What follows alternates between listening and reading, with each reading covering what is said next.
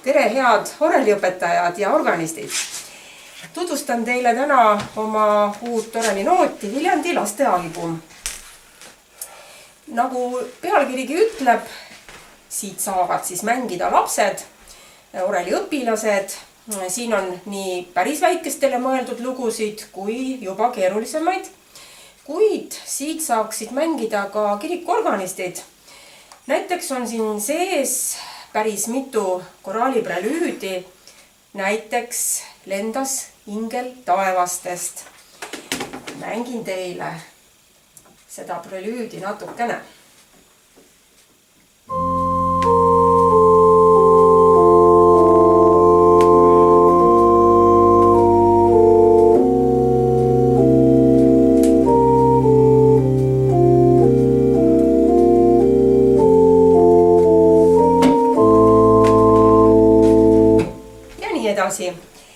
Samuti võib siit leida mõne koraaliprelüüdi või pigem isegi koraali saate, mida võivad nii lapsed mängida kui ka näiteks miks mitte seda koraali kirikus nii mängidagi. Väike sissejuhatus ja siis tuleb juba teema.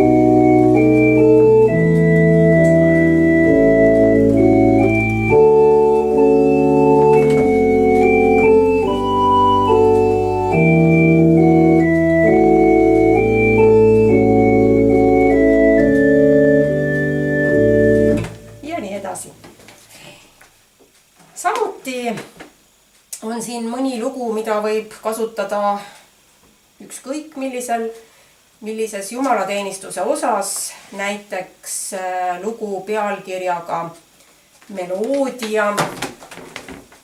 Sellega võib alustada jumalateenistust. Seda võib ka lõpus mängida või kui vaiksemalt siis ka armulaua ajal. Aga seda saab ka väga edukalt oreliõppes kasutada. Eelmisel aastal üks Viljandi tüdruk juba mängis seda.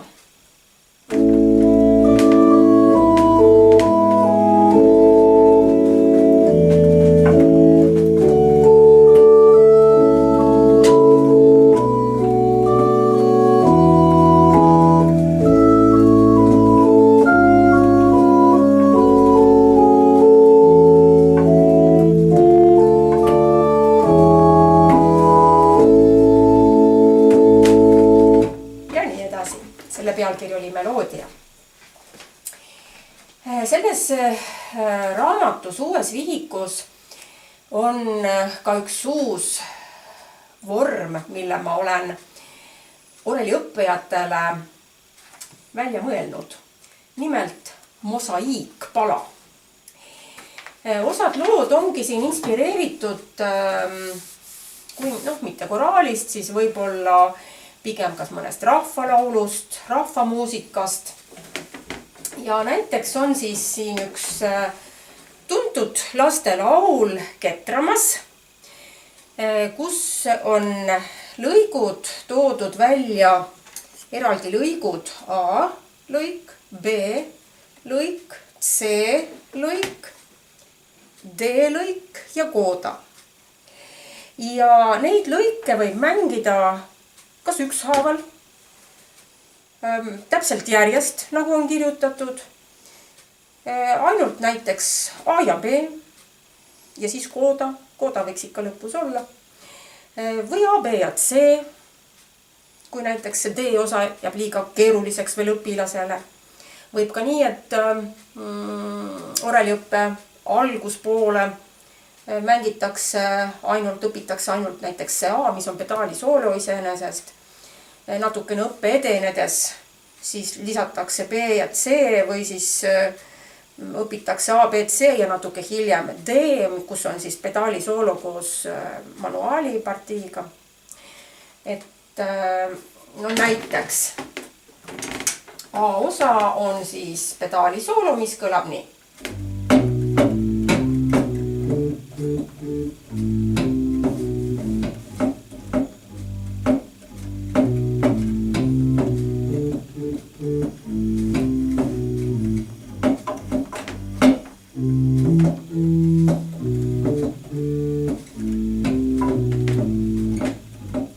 Ja nii edasi. Siia järgneb vasaku käe soolo.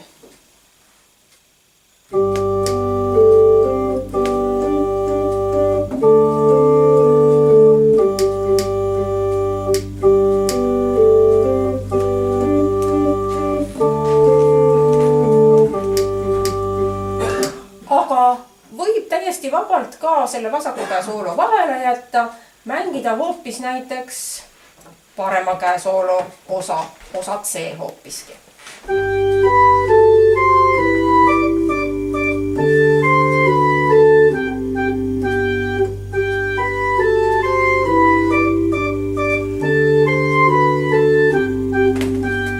Ja nii edasi.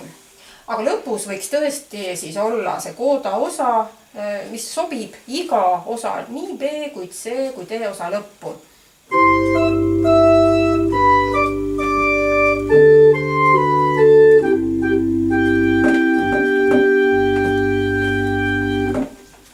See oli siis uus vorm, mosaiikpala.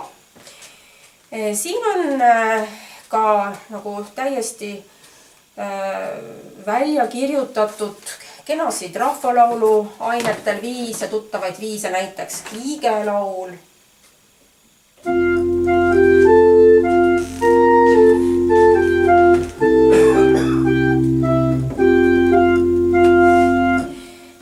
Aga ka natuke juba suurematele lastele, kes juba oskaksid sünkoopi mängida.